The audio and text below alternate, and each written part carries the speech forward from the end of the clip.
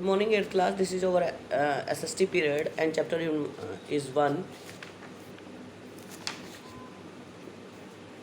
ये इसकी 4th video है. मैं आपको रिसोर्सेज के बारे में पढ़ा रही थी.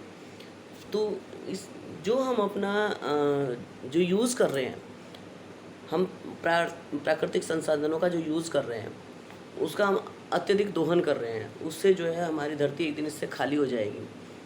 और हम अपने कंफर्ट के लिए बहुत सारी हमने गाड़ियाँ बना ली हैं, हमने एसी लगा लिए, हमने फ्रिज लगा लिए. तो इन सब से कार्बन डाइऑक्साइड जो निकलती है वो कार्बन डाइऑक्साइड हमारे एनवायरनमेंट को तो पोल्यूट कर ही रही है. इसके अलावा वो कार्बन डाइऑक्साइड जो है हमारे मैंने आपको पिछली क्लासेज में पढ़ाया था कि जो हमारे कई सारे स्फेयर हैं, बायोस्फेयर, लिथोस्फेयर, हेमिस्फेयर. तो ये गैसों की परत है जो कि सूरज की हानिकारक जो किरणें होती हैं उसको धरती पे आने से रोकती हैं. तो जो ओजोन लेयर है, ओजोन लेयर जो ये स्फेयर्स हैं, तो कार्बन डाइऑक्साइड इनमें छेद कर रही है. धीरे धीरे वो छेद बड़ा होता चला जाएगा. जैसे छेद बड़ा होगा तो जो सूरज की हानिकारक किरणें हैं, वो अल्ट्रावायलेट रेज, वो हमारी पृथ्वी पर आएगी. तो हम में से कोई नहीं बचेगा, वो हमें पूरा झुलसा देगी. तो ये जो हमारी पृथ्वी है ये गैसों के एक ब्लैंकेट मतलब एक कवर किया हुआ है, पूरे एक गैसों के ब्लैंकेट्स की तरह, ताकि जो ऊपर से रेज आएँ वो सारी साफ़ हो जाएं, डायरेक्ट रेज हमारी धरती पर ना पड़े. तो अगर ऐसा ही रहा, हम अपनी इस धरती को पोल्यूट करते रहे और इससे जो है इसके जो रिसोर्सेज हैं उनको ख़त्म करते रहे, तो एक दिन ऐसा आएगा कि इस धरती पर नेचुरल रिसोर्सेज बचेंगी ही नहीं.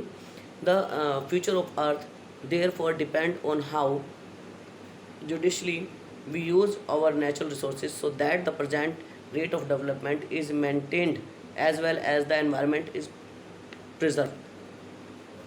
अगर हमें अपनी धरती को बचाना है तो हमने जो अपने नेचुरल रिसोर्सेज हैं उनका न्यायपूर्वक जो है हमें इनका दोहन करना है, इनका यूज़ करना है, सही से यूज़ करना है, ताकि जो हम अपने फ्यूचर के लिए, अपने आने वाले जनरेशन के लिए इसको बचा के रख पाएँ, ताकि वो लोग एक नई जनरेशन शुरू हो सके. अगर नेचुरल रिसोर्सेज ही नहीं रहेंगे तो जनरेशन शुरू कैसे होगी?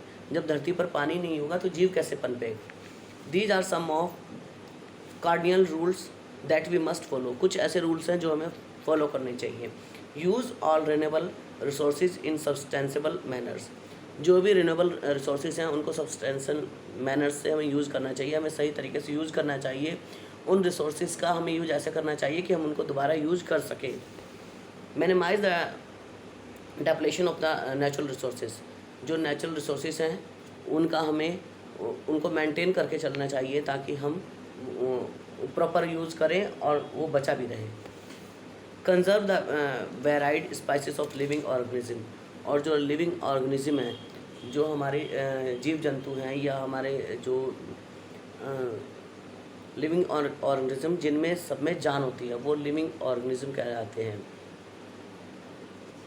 तो एक बहुत बड़ा जो वैरायटी है उसको हमें कंजर्व करना है, उसको हमें संभाल के रखना है. कुछ प्रजातियां जो ख़त्म होती जा रही हैं हमें उनको संभाल के रखना है, क्योंकि हर चीज़, प्रकृति की हर चीज़ एक दूसरे से जुड़ी है. Do not cause any harm to the natural environment. Environment को कोई भी हमें हार्म नहीं करना चाहिए. कुछ लोग क्या होते हैं, जाते हैं घूमने और पेड़ों पर दिल बना देते हैं. अरे भाई, इसको कौन याद रखेगा? क्यों इस बेचारे को क्यों बर्बाद कर रहे हो तुम? कुछ लोग बेमतलबी पेड़ों की टहनियाँ तोड़ने लगते हैं. कुछ लोग बिना मतलबी पत्थर मारने लगते हैं. तो हमें ऐसा नहीं करना चाहिए. अपने नेचुरल एनवायरनमेंट को हमें नहीं बिगाड़ना चाहिए. Enable communities to care for their own environment.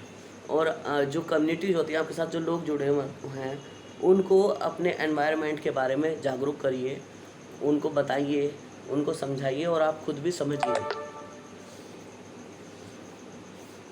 तो आज का आपका ये चैप्टर यहीं तक है.